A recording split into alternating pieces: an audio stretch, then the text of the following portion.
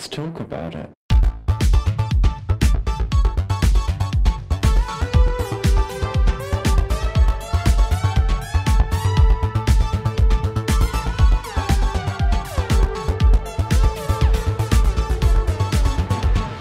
Hello and welcome back to Thicc Radio, the podcast where we talk about gaining, feedism, and everything in their orbit. I'm James.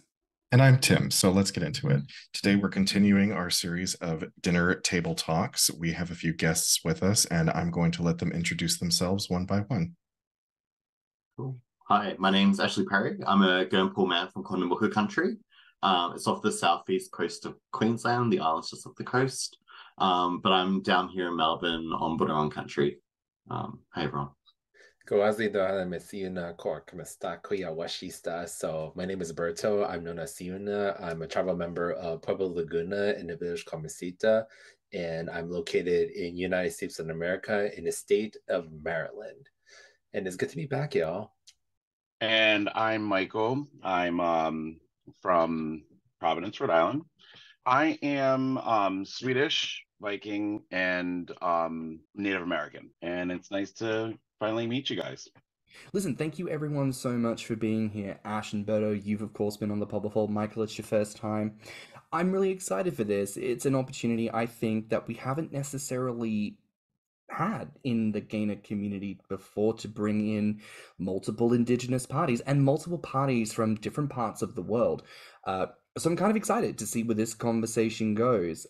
We talked a little bit about this before the recording. Obviously, Tim and I want to make an effort to take a step back in this conversation and, of course, like always, allow you guys to come to the fore, bring that conversation, that narrative, but, of course, ask each other questions, right? So really, that's where we want to get through it today. So listen, are you all ready to get into this? Yeah. Fabulous. Absolutely. Okay. Well, listen, I know you all have introduced a little bit about, your country, your mob, your tribe, your people. Just give us a little bit of a snippet from each of you. Like, what do we need to know about the people you come from? Yeah, I guess I'll go first. So I can speak sort of about the history, like a little bit about Aboriginal and Torres Strait Islander peoples from Australia. And I say peoples because I guess before colonization, as such a large continent, there were many different groups of Aboriginal and Torres Strait Islander people with different languages, different cultural practices, different meanings. And I think since colonization, there's been, I guess, the Australian kind of identification of Aboriginal and Torres Strait Islander people that group all of the traditional owners into that same sort of identity. Now that identity has come, I guess, like a degree of like solidarity and kind of group movement to sort of fight for Indigenous rights in our country together. So I guess I sort of always think about how there's kind of almost like multiple levels of indigeneity for me, like my actual own mob, language and culture and history, the broader culture within Australia of Aboriginal and Torres Strait Islander people, and then I guess internationally, like Indigenous people sort of broadly, and like where our stories kind of have parallels or similarities between the different Indigenous people from around the world. So for me, coming from the USA, I mentioned my language is called Carisan, so that's been with us for centuries. A pretty long time. And the tribe where I'm coming from, it's located at New Mexico. And for me, as of now, like we currently have 574 recognized tribes, while thousands are either extinct or unrecognized. So as of now, the only difficulty we had really is about the sovereignty rights in the USA, and that is still ongoing. And not to mention how there's a lack of empathy towards Indigenous people in America, especially in American education systems, where, as many of us know, that we heard about this story of how Christopher Columbus showed up to the land, to the New World, basically, and they thinking us as natives we're from India, and that's what we get the term Indian from. But that's not really the case, where because of Columbus, it really pretty much colonized so many tribes to the point where we don't know what's real or what's not real no more in the USA. And it gets very complicated to the point where, for me, like, I would have to, educate people out of survival rather than just be passionate about it, because it's a huge dilemma of me wanting to, decolonize the education about my people. But also, if I try to educate people, and for those who are very ignorant about it, it's kind of like a spit on your face kind of deal, if that makes sense. So that's pretty much my dilemma of where we're at and from where I'm coming from. But overall, like, what I will say though is how we've been really resilient lately, especially a lot of protests when it comes to land back, for example, and also free Palestine, because when we looking into the history between our genocide and their current genocide, we just related into the higher levels of ground to the point where we legit understood what is going on right now between our country and Palestine over there. So that's pretty much the tip of the iceberg from my end. For me, I'm being in a highly Swedish family and household. It has been more on the indigenous of that part. I also have the Native American part of me, but it was more on, like I said, my Swedish heritage was more of my indigenous part of it. And as you can tell, I don't look or sound like I'm Swedish, but my family, my grandmother was born in Sweden, raised in Sweden, and then came over to the US. So I'm only second born US generation. So it's a very difficult understanding for certain people because of me being a mixed racial, multiracial person. So it does come into play where you kind of have to get into what you are and who you are. And as of a person with my family background, we just make sure that we show that there is love and show that there's actual everything comes into play for each other, and we got to just show each other how we love each other, and that's it. I think that's a wonderful snapshot to get a bit of a taste of what happens, with what that kind of culture that each of you represent is experiencing, and also how you kind of sit with that identity. I mean, I love, like, Ash and Berto, you guys feel very, like, in it with what's happening indigenately, locally, and then Michael, as you expressed, there's this blending of heritage, where some things are expressed on one side, maybe not so much of the other, and yet it's still something you hold as a balance. I know that Ash, I think we spoke about this with one of your episodes. In Australia, they used to have, and I'm so sorry, I'm spacing on the name of it, but it used to be that question of, percentage, like, how much of something are you? Can you be percentage enough to claim identity? And then there's law that comes into this idea of mix and everything else, and so much of that comes out as so messy and just wrong on so many levels. And I think it's just wonderful to have so many different people here to talk about, yes, this indigeneity and how it's different, how it links together, and also we're going to bring it around to gaining and talk about these communal experiences and maybe the ways in which those contrast and blend together. So for each of you, I'd like to hear, how has that experience been like for you through that indigenous lens, through that, typical cultural lens of food, fat, and weight gain? How was that experience like for you through life up until your gainer encourages identities now? So I think for me, when it comes to the aspect, I come from a very on my grandmother's side, I have to go back onto that side, is I used to be extremely thin, and my family was extremely big. I was tall, but 145 pounds when I first started into seeing the gaining industry and what it is and how it is, and how us as a community can be, because my uncles, my aunts, they were just tall, but my uncles were very big, and it just made me feel like I needed to be somewhere in that realm, because I felt like I was outside of that realm, and I was made fun of for many years because of it. So that's how I look at it, is like it's turned me into where I am now at, 6'1" and 325 pounds. I feel happier now that I'm in that skin than what I was, but it took me up to now to really feel like I'm actually somewhere. So for me, like mine's kind of the opposite from Michael, in terms of my family size. So my family size, both mom and dad, we're not very big people. We're just tall. That's it. We're just tall. However, though, we just or I can basically say how we do feast quite often, but not like overly done, and that makes sense. The only thing I will say though is how from my journey as an encouragement journey, it's been a huge dilemma for me when I don't even know that the gay community existed back then, right?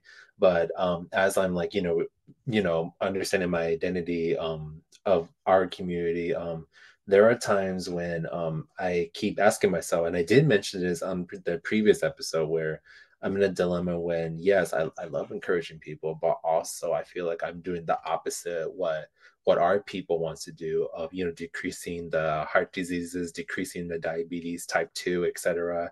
And I feel like it's a double-edged sword for me, where I'm supposed to do what my people want to do, but I'm also doing the opposite to fulfill my not fantasies, but more like fulfilling my pleasures. That makes sense. But it's just the dilemma where I'm in right now. Although what I will say though is the other tribes, what I've been seeing though, I know they do eat quite a lot, and there are times when they do when they make regalias, they have to make extra size bigger because the amount of food that has been eating when it comes to the fried bread, the Navajo bread. I'm sorry, the Navajo tacos throughout the powers, etc. Though, but I think it just really depends on whose tribe we're talking about from my end. But I know my tribe in particular, we don't really eat a lot. We just eat the amount of portions what it was given to us from past generations. Yeah, I think for my mob, it's pretty similar. So my family is actually a fisher people family sort of from our community. And so we've always been fishermen for like generations and generations. And a lot of that sort of came from a place of like each family group within the tribe would have, I guess, sort of their role within that. And so like ours were like the fishermen who would kind of go down, catch all the mullet that sort of swim up past the islands, and sort of work with the dolphins to sort of herd fishing, as well as catching dugongs, which like manatees, which like over there. But I think for I guess like for a really, really long time, like despite having huge feasts and celebrations and stuff like that in community, like there's always been like that space of kind of like where traditional knowledge sort of like, provides warnings around greed and overconsumption and only like what can country sustain, like in terms of like how much can you take in terms of fish or different animal life that's happening on country, like in the land that you live in, and how to sort of monitor that, and when are the right seasons to collect and have those like celebrations where like you bring more kind of food in to do that sort of work, or when you travel to another person's country to do those celebrations as well. So I think it's interesting where that sort of fits relative to, I guess, kind of my own personal experience of being a gainer, having interesting kind of growing bigger, and where that sort of aligns with, I guess, modern life as well, and like, what's available outside of traditional fishing practices. And I guess there's something like, it's interesting to sort of raise the issue of healthcare for Indigenous people, because I kind of think that's a pattern around the world, is like these discrepancies between the settler populations in terms of health outcomes and life expectancy to Indigenous outcomes. And I think like it's interesting because I sort of think about, and I could be wrong about this, like Tim's the medical person in the room, but like about how those things are multifactorial. And I kind of think diet's one element, but I actually think access to healthcare for my community is a real issue. And I think in terms of like timely or like kind of early detection of like issues like heart disease and stuff like that, and early intervention, I think that's something that's really, really missed back home in my community. And so I kind of think, there's like a lot of similar to like what happens in the gaming community, a lot of like, well, if you just ate better, you'd all be fine. But there's never sort of addressing like we live like an hour off of the mainland. There's a tiny indigenous healthcare center that isn't always running, has a limited capacity. Like those are the sort of things that impact health as well, and not just the fact that we don't eat better. So I kind of try to push back on it a little bit, because I do think there's a lot of like, especially in Australia, like pointing at indigenous people and always saying it's your fault that these things are happening to you, and sort of trying to find ways to kind of accept that, but also push back on it, I guess. And yeah, it's interesting. So a lot of it that I think is great is that you guys, you're in a fishing community, which growing up in Sweden, my family in the summertime when I go over to Sweden, that's where we mostly are. And Gothenburg is very highly fishing and crabbing and lobster and doing all these different things when it comes to that, and incorporating that into your own diet. I learned all those same things like you were talking about, learning about healthcare, being healthy, still eating in a different portion, and growing up as having bigger meals, but portionalizing differently. And for someone like myself, diabetes runs heavily in my family.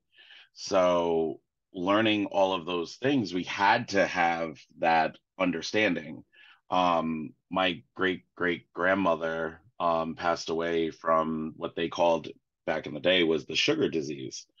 And that was because they didn't know about diabetes until the 70s, and they didn't really understand it until until the 90s. And when my grandmother got diabetes, it was just a change. It was the change of what it was, and we've evolved so much now, even to this day. So it is a lot about healthcare and diet and knowing about health. In our episode talking about diet and race, this was a really interesting point on the consumption of dairy and how, statistically speaking, 70+% of African American people, 95+% of Asian American people, 70+% of indigenous and Latina people have lactose intolerance, whereas only roughly 30% of white people have lactose intolerance. And yet milk specifically and dairy is touted as oftentimes one of the most crucial and core parts of the human diet, even though the most logical and obvious statement is it's never dairy products that are made of human milk, it's always animal milk, and that probably isn't something we should be consuming. So it's a fabulous episode. If you haven't listened, go and check it out.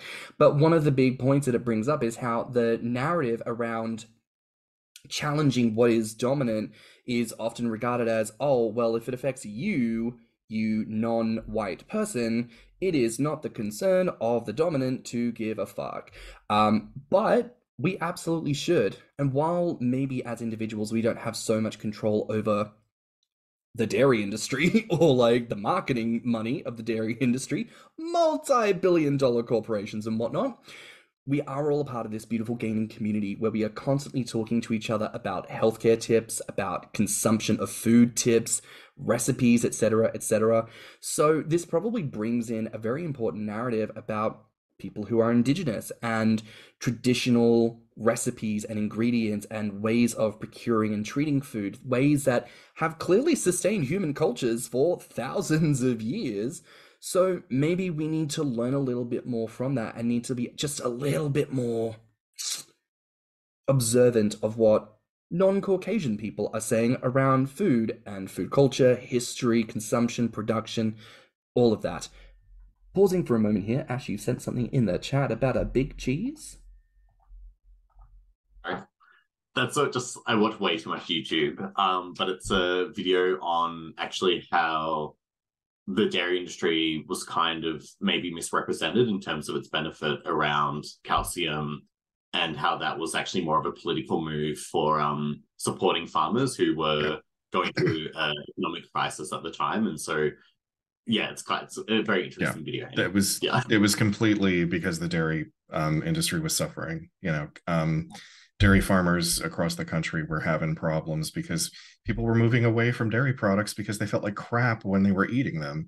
So, then they had to come out with all these PSAs about how, oh no, dairy's great for you. You eat 3 servings a day. It'll actually help you lose weight and it'll support healthy bones and teeth and yada yada. You don't need the amount of calcium that you find in dairy products. You can find almost twice as much in some vegetables.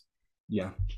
So it's just an interesting conversation when we consider, someone who's new to gaining comes along and says, "Hey, everyone, I'm interested in gaining a lot of weight. What do I do?"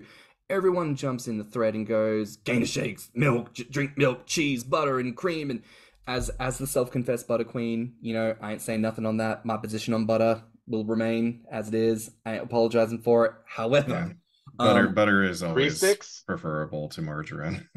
Butter is preferable. Isn't it 3 sticks? Three. We're Paula Deen. We're Paula Deen now.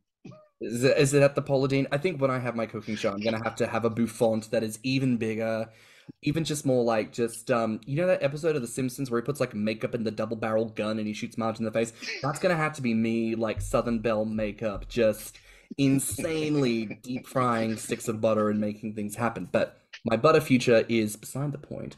I'm gonna have to show you how to make deep fried butter. I was joking about that. Why is deep fried butter real? Do they actually make yeah, that's a real thing. Butter? It's a real thing.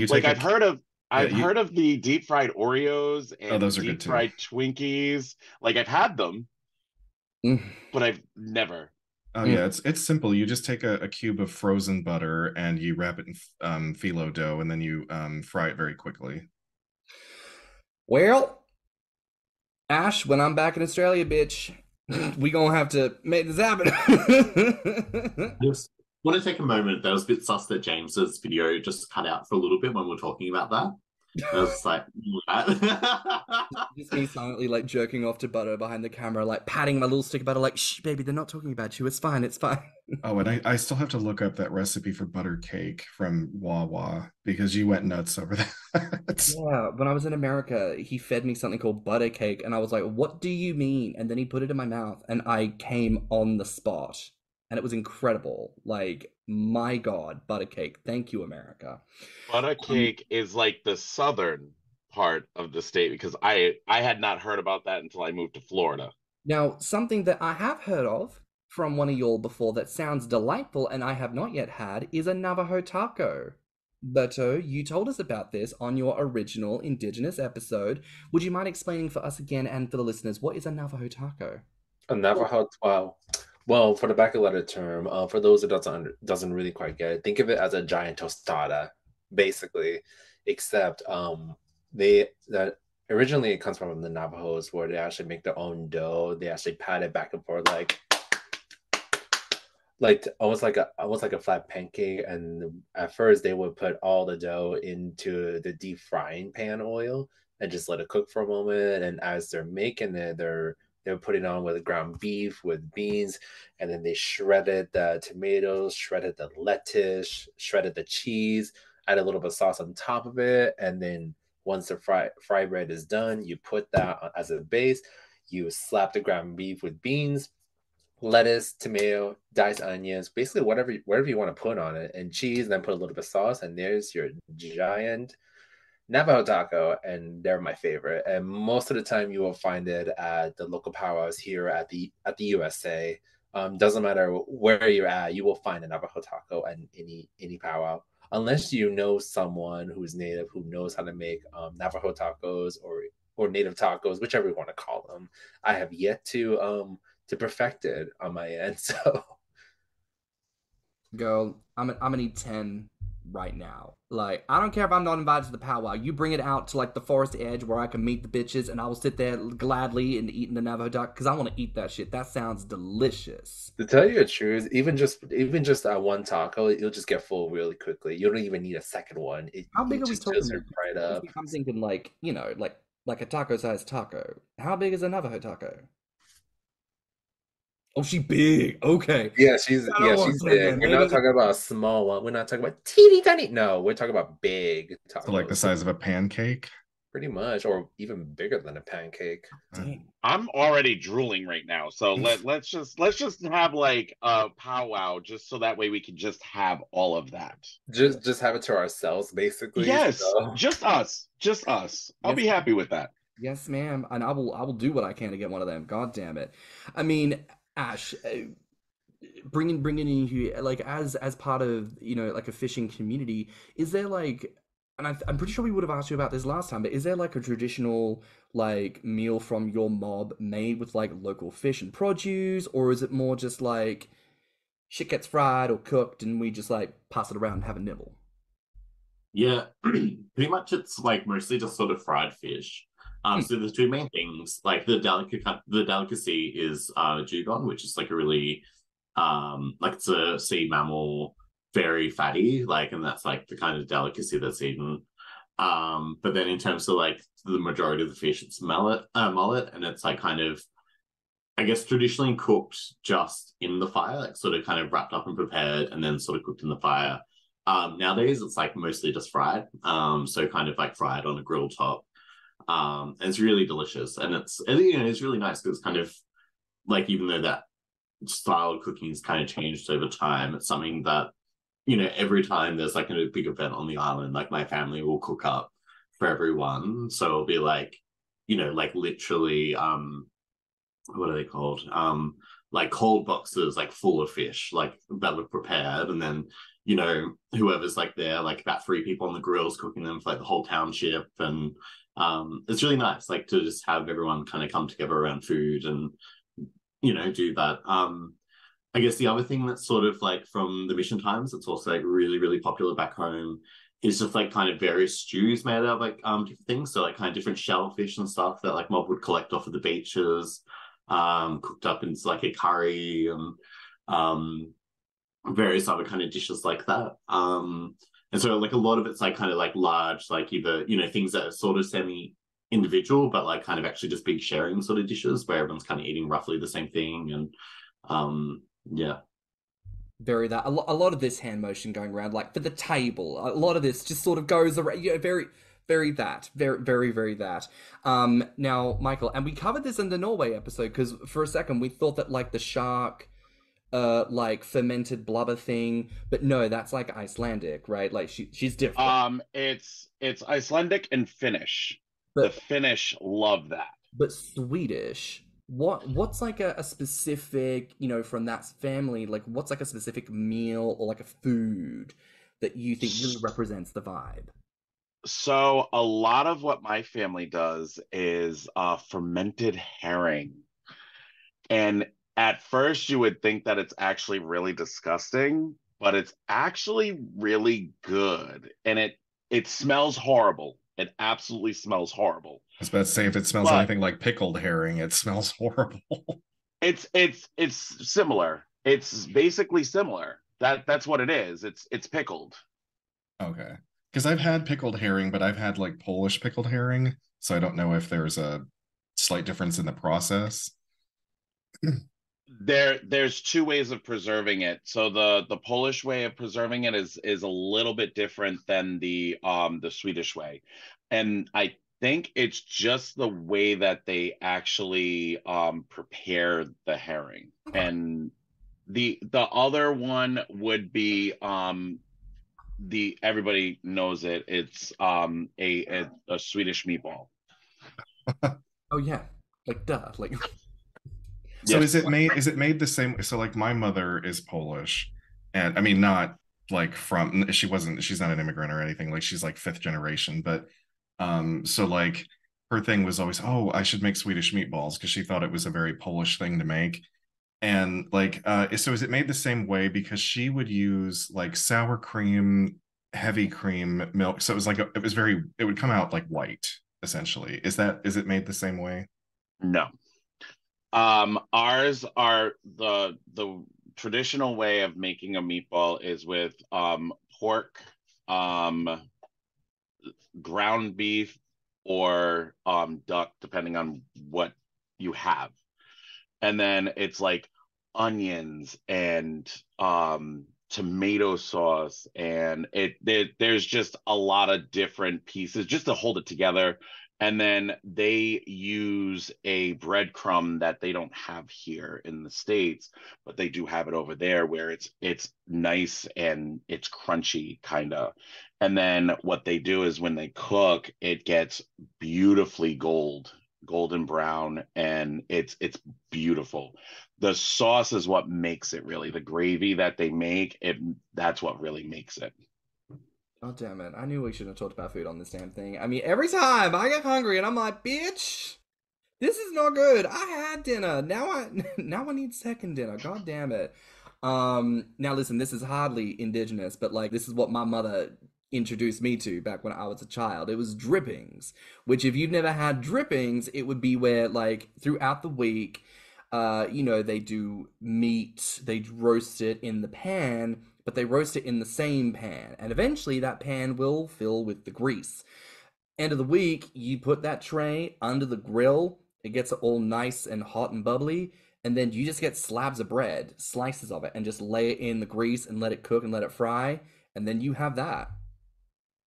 And that's bread and drippings, and that's good eating. I'm just saying. So not quite a heritage meal of like, bespoke lovely shellfish and pickled things, but it. I think we used to do something that was similar, except my mom would make a gravy out of the drippings, and then we'd call that shit on a shingle because he'd put it on toast. Oh my God, my father used to eat shit, that yeah, all you've the heard time. of it, shit on a shingle. You've heard it before. Yep. Yeah. I have. That's kind of funny. God damn it. The closest thing that my dad would have made is like what he would call a sausage reel, which is not a sausage roll, which is very quintessentially Australian. A sausage reel is where he would get like just sausages from Coles or Woolies, and then you'd wrap it diagonal with a length of phyllo pastry. And then you'd, do all that, do it in the oven, and it would get nice and puffy. And so basically you have like a fresh sausage in flaky puff pastry, and that's a sausage reel, he would call it.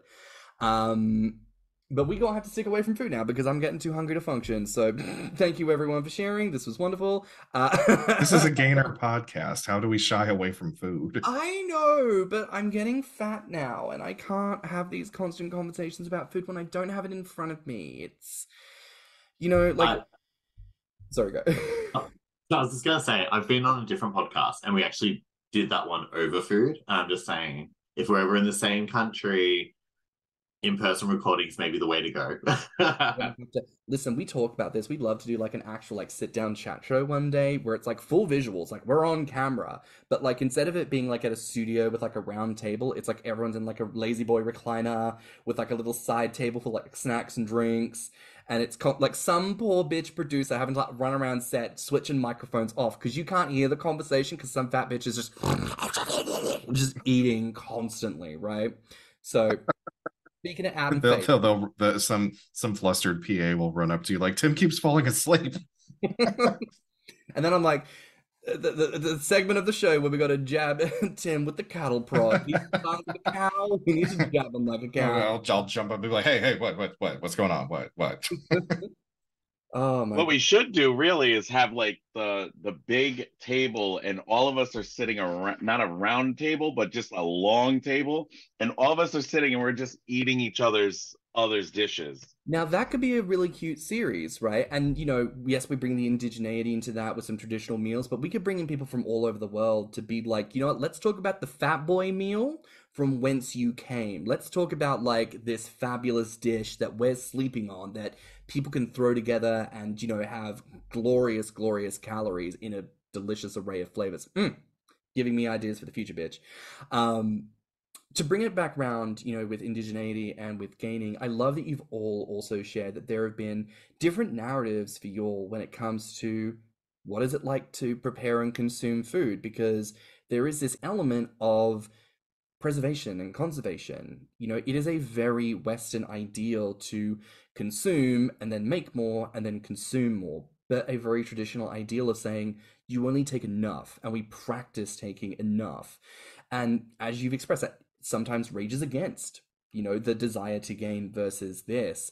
And I would like to ask each of you just to share like how you've personally kind of come to terms with that, how you balance it, how you challenge yourself, and where you are currently when it comes to navigating those choppy waters? Well, it's kind of like a hit and miss situation for me, especially where I'm at. As of now, I got my way of navigating myself in terms of like, how to exactly, deal with racism, how to exactly deal with racial profiling and discrimination, not just in the public, but at the workplace, at the spaces and the galleries, the restaurants, coffee shops, etc. I feel like as of now, I found my right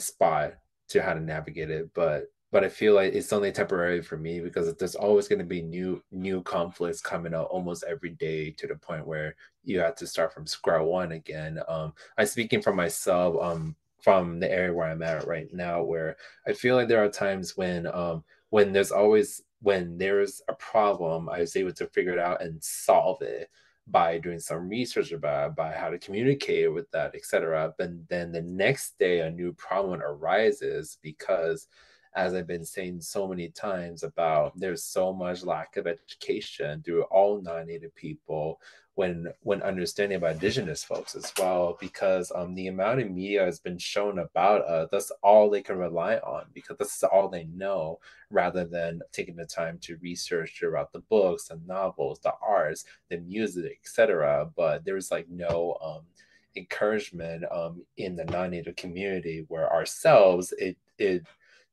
avalanches the conflicts and all the stereotypes of us right in front of us and kind of spit our faces, if that makes sense. So honestly, for now, I found my spot to navigate it, but I know for the fact I'm going to be back to square one, because this is basically what most of our indigenous life is basically about, is surviving how people portray us versus who we are as people as well.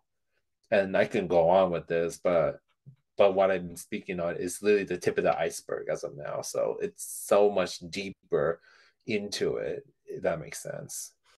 I might just chime in. It's sort of not addressing it, maybe your question, but sort of following on from that, because that's something that's really familiar where, like in Australia, and I think like I work at a university and I've worked in museums, and we talk like a lot, I guess, in those contexts about this like unlearning and sort of like the process of unlearning, I guess, like the histories that are being taught, or like the ideas of what Aboriginal people are in Australia, and how that maybe isn't correct, or sort of coming from a place of racism or colonialism, and how that sort of informed the way people think and talk about Aboriginal people, and trying to undo that. But it's also really hard when like that damage is kind of done, and it's so like people can start to unlearn and start to understand the histories and start to understand all these other aspects. But I think there's just like something inherent that sort of gets embedded in someone when they've sort of spent their whole life thinking that for a long time Aboriginal people were wiped out in certain parts of Australia, but they weren't.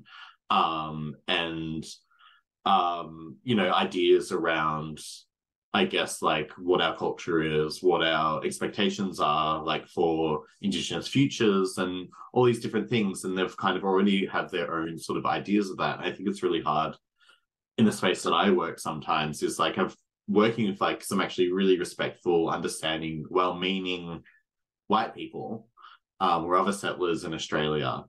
But they just kind of sometimes just don't get it. Like, and I think it shows through in some of like the decision making that they make, or the way they sort of approach things. You can try to educate, but actually it's hard to, I think, always be on that front of trying to educate or trying to catch people up to where things are at, when there's actually so much built-in kind of understanding and belief that they already have that you're trying to work against. And like it's just it is really, really frustrating. It's kind of why there's still these like ongoing issues of like, even though there's like a lot of allies and people who are supporting Indigenous people, that is still from this kind of awkward place of paternalism where they want to help, but it still doesn't have an Indigenous voice in there around what we actually want or what we actually need. And it's kind of more still just coming from a lot of white people deciding what we want or need. And then, then there's like the grunts on the ground level who are Indigenous like me, who I'm like, yeah, but is that what they really, is that what that community really wants? Or is that just what you've decided that they want, And like there's a lot of like kind of it's really hard, I think, dealing with that every day. So I can appreciate what you're going through there. Yeah, in response to what you're saying though, the thing is from my end though is normally us indigenous what we will automatically assume is white people. Unfortunately for me, that's not the case.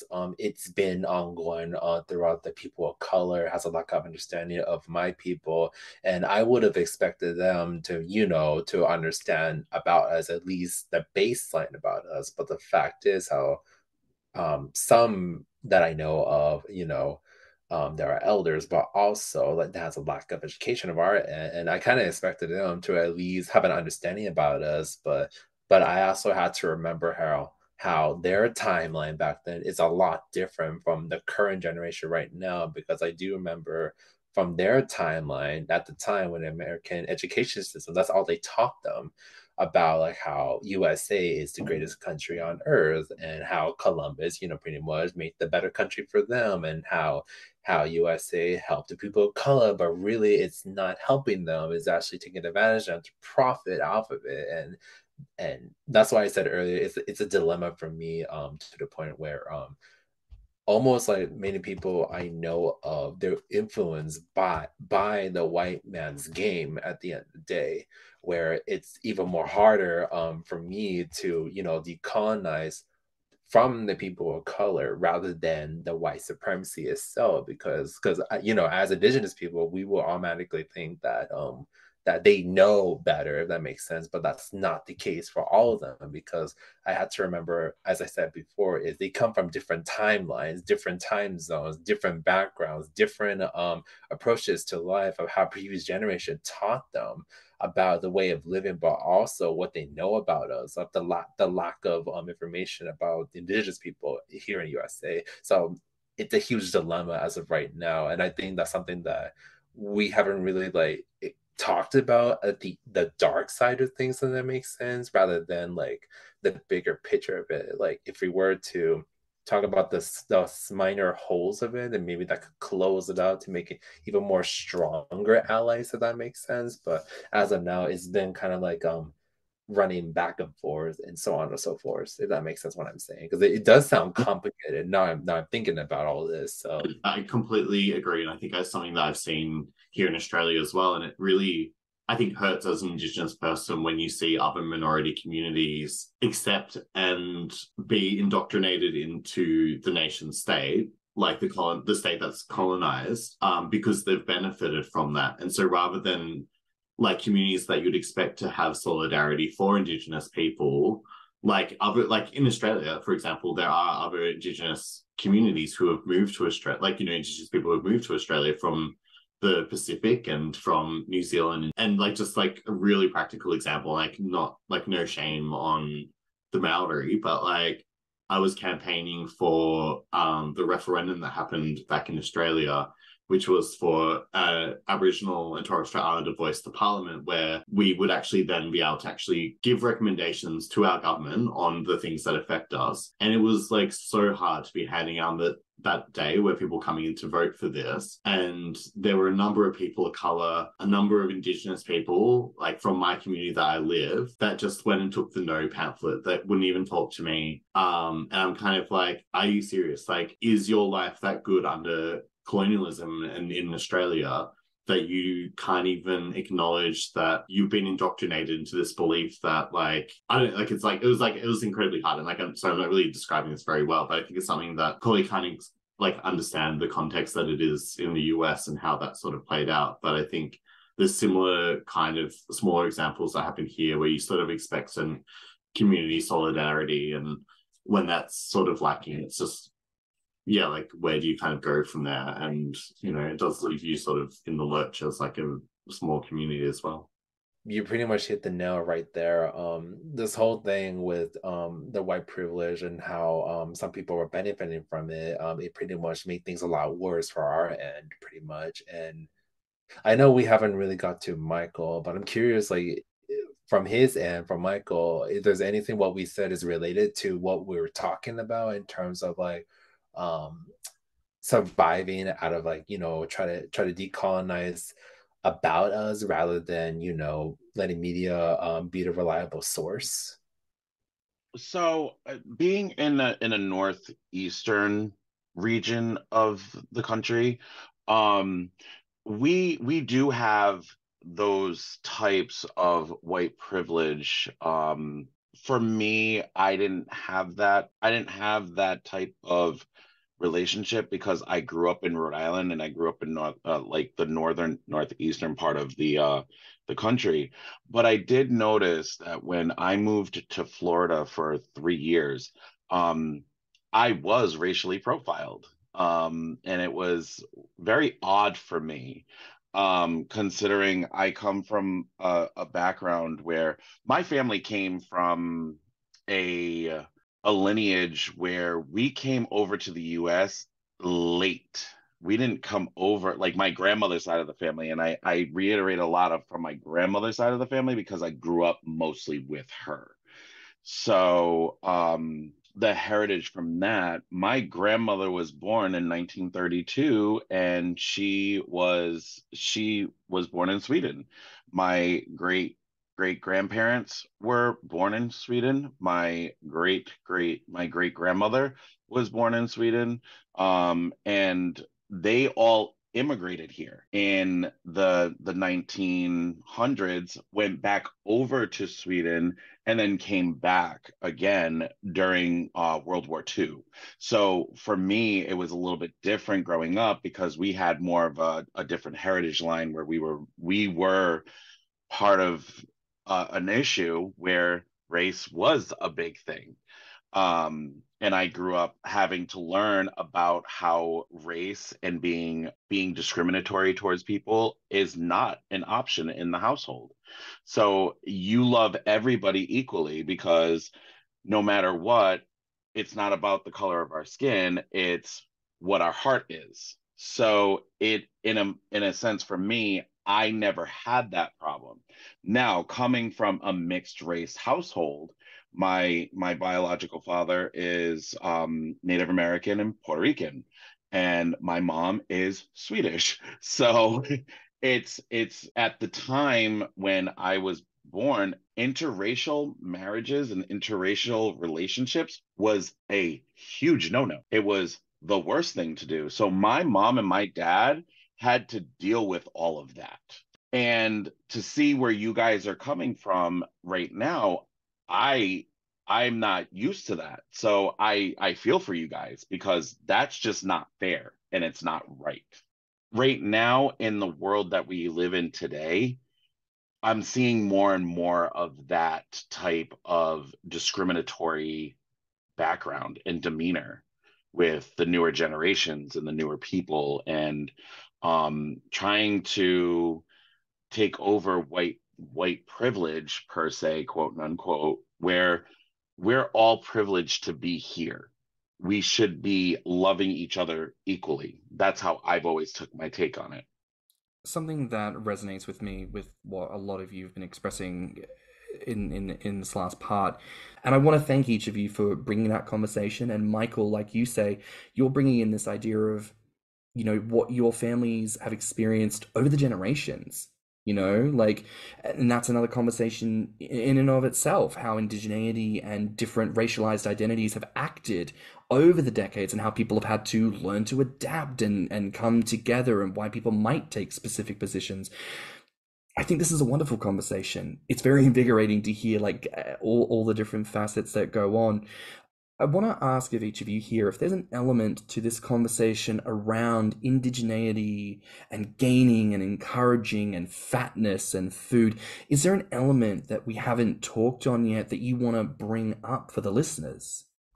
I come from a different line, so I lift and I work out a lot. My gaining is more on muscle gaining, muscle and fat combining, gaining for preparation for shows that are more on my end. It's always nice to hear and get encouragement from others like Berto and Ash, that what did they do and how did they perceive themselves when they're doing their gaining, and when are they on all the time, or do they take breaks, and how they live their life like in the gaining community where they are. So for me, I'm not necessarily a gainer. I'm just an encourager, but I'm also a maintainer at the same time. Although I may be big and tall, like don't get me wrong, I love food. Same thing with so many people. But I just mainly just do. Sometimes I work out. Sometimes I do a little bit of walks here and there. Sometimes I don't really eat, but I just eat some snacks, some healthy snacks, etc. Trying to like keep my balance. A healthy life balance, if that makes sense though. And in terms of like, me being part of the gaming community, for me it's a weird paradox for me of where like I kind of expected like, some welcoming aspects like, hey, you welcome to the gaming community, but then you got some people in the community where they do tokenize you of the way you look, your skin color, your long hair, your tattoos, your language, your body, the way you dance, the way you sing, etc. I think that's, for me personally, that's one of the huge things what I deal with in terms of the tokenism in the community. Not as much back then because I noticed more, especially towards the people of color, I've been more supportive and more active on when it comes to calling people out on the bullshit of what they see, calling out on the bullshit, what they've done to them, etc. So that's why between then and now, I don't really deal with the tokenism as much because the amount of support that I've been receiving throughout the years and etc. So that's my end basically for me. Yeah, I guess I don't have a lot to sort of add to it because like I'm a gainer, but it sort of ebbs and flows to me based on how busy work is, what's happening in my life, and a bunch of other things. I would add like, and this is something I could have mentioned earlier in the podcast as well, like for people who haven't seen me, I would say I am white passing, like, and there are definitely many, many, many situations where I sort of move through the world as if people would just assume that I'm white. I think that's a very different experience as well, like within the gay community, within the gainer community. So even though I am indigenous and like, lecture in that, work in that space, live that life, and that is me, I am able to go under the radar in what is, I think, in my general belief, like, I think the gay community is very racist, has a lot of hang-ups. It is, in many cases, transphobic, fatphobic, in all these different ways, like when we talk more broadly. And I think in the gaming community, we also see some of those same prejudice sort of playing out. And so that's a space where I guess I don't feel that same level of targeting, like occasionally I'll get like a message, of someone feeling that they have a right to tell me they should cut my hair or rah, rah, rah, rah. But like, it's definitely not something that I experience in the day-to-day. And I guess for me, I've always sort of also ebb and flow about like whether I've included stuff in my bios around my indigeneity or how I sort of approach people and talk to people. And, like most websites, like they'll have like Native or Native American, but there won't be, like, there'll be other, I guess, is what Aboriginal and Torres Strait Islander fall under. And it's always like those kind of weird things as well of like, what do I use when there's like those sort of categories as well. So I think there's a lot of those sort of things I feel like I'm still sort of working through. I think it's more like once I get to know someone, then I'll have that conversation. But I think that is a particular white passing privilege that I have, that's not just assumed when someone visits my profile immediately, and I can choose to be, yeah. That I can relate towards the end of it. So I'm starting to like more Instagram more, but mind you, I've been on Instagram since the day Instagram opened before Facebook was open. But I've been noticing quite a lot of people from the gaming community join Instagram to be more community oriented, if that makes sense. And I noticed a rare few of us will put Native American or indigenous on the profile, at least in case there's a legitimate indigenous person wanting to form a community within our community. Then there it is right there. That's where I start. From my end, what I would do is well, first of all, I'm an artist. I'm an illustrator, and that's what I do in my lifetime. And also I would put, I'm Native American, I'm from this tribe, so and so. At least they know that I'm legitimate and I'm real.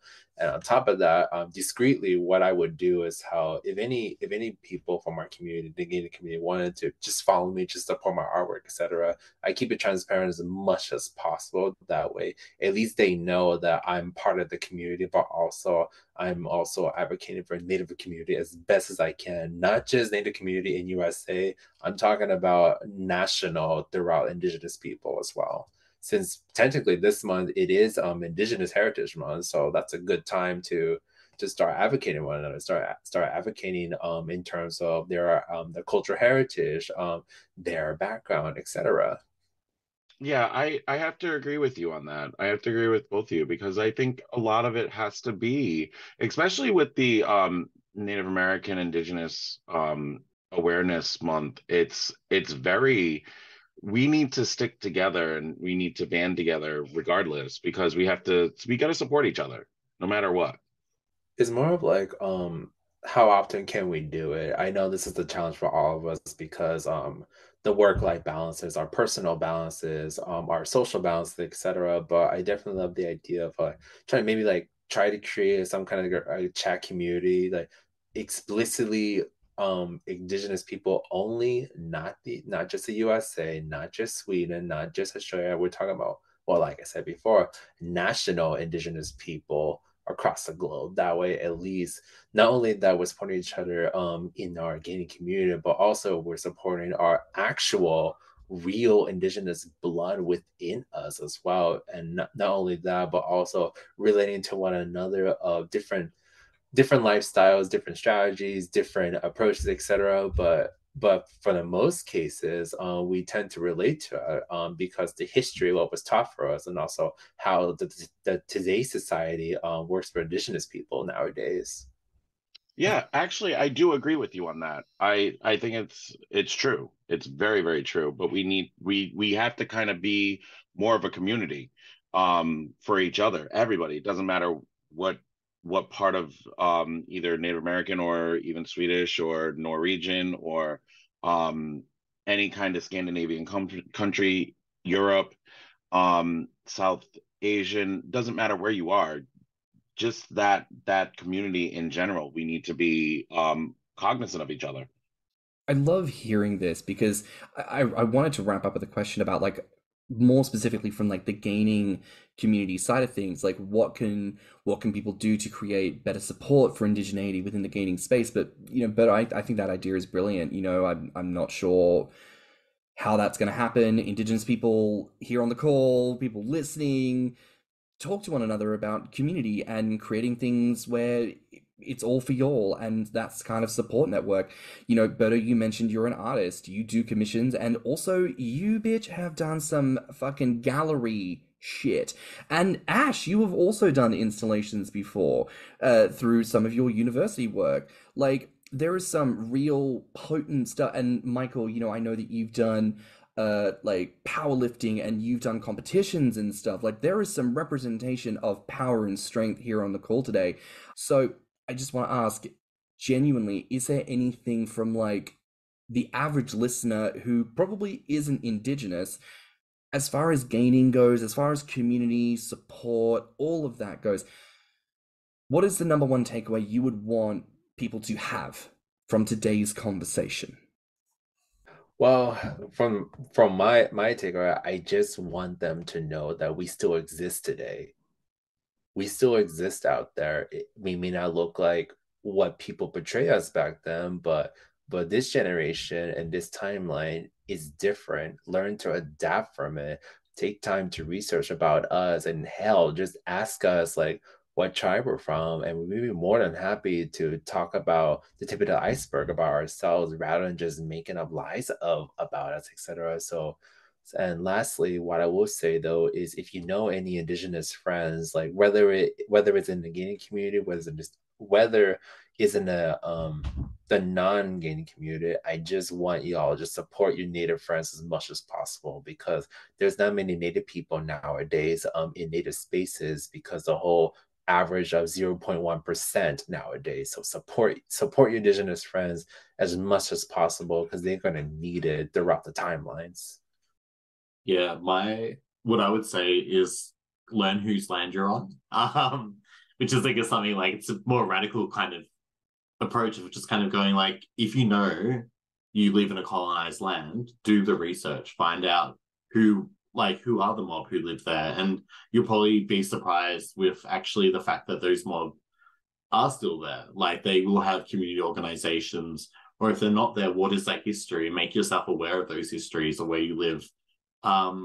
I think, like, you know, in the case of Australia, like, Aboriginal people are everywhere. Like, there's community organization, there's events, there's ways that you can kind of, you know, be a part of that and sort of join in when there's like those public celebrations, and connect and sort of understand like what's going on in those communities and what their struggles are and how you can support them, like whether they're issues of healthcare, of land rights, of other sort of things. And, you know, people always say this, but I think like even just a starting point, I know this isn't the most accurate map. There is a thing called native-land.ca, and that's a website where they've actually roughly mapped indigenous language groups and lands like across the globe. And it's actually a really good starting point where you can just check that map and then find those names and look up, you know, our communities and see if there's ways that you can connect, or at least be aware of whose land you're living on. Yeah, I think it's good for us to be aware and to give each other that understanding, because of what is going on in this world. We need to be there. I want to give a big thanks to each and every one of you for being here today to have this conversation. And I know that this is a first to have such a collective of Indigenous voices to speak about these experiences and thoughts and what's going on concurrently, especially like as far as gaining is concerned. But again, I want to thank you all for giving up that time and space, and encourage our listeners, if you know anyone who is Indigenous within the community, or even Indigenous outside of that, give them that love and support. And as far as gaining is concerned, take away some notes from today. Think about ways that you can lift them up, grant them a bit more support, take the time to listen to them for what they need. And thank you again, just all three of you, for being here, Indigenous people who are listening, and to everyone for being a part of today. So, where can our listeners find y'all online? Cool. My Instagram is partychubbybears. I can't remember if it's private or open. Follow me there. You can find me at my artist and main account at littleberto17.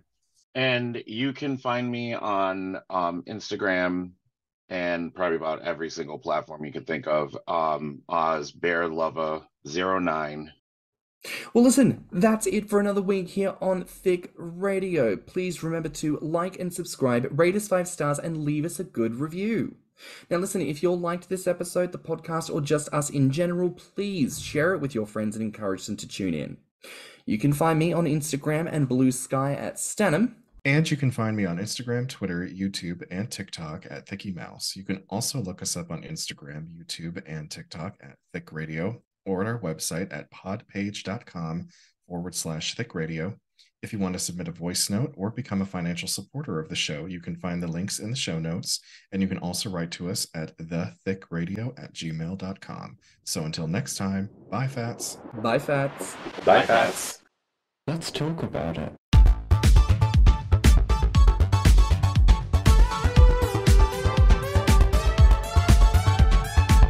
Thicc Radio is a Patreon and Enter app podcast produced by Stannnum and Mouse. Mixed and mastered by stannnum. Our artwork is provided by Lokitu. Our theme song is provided by Spotify.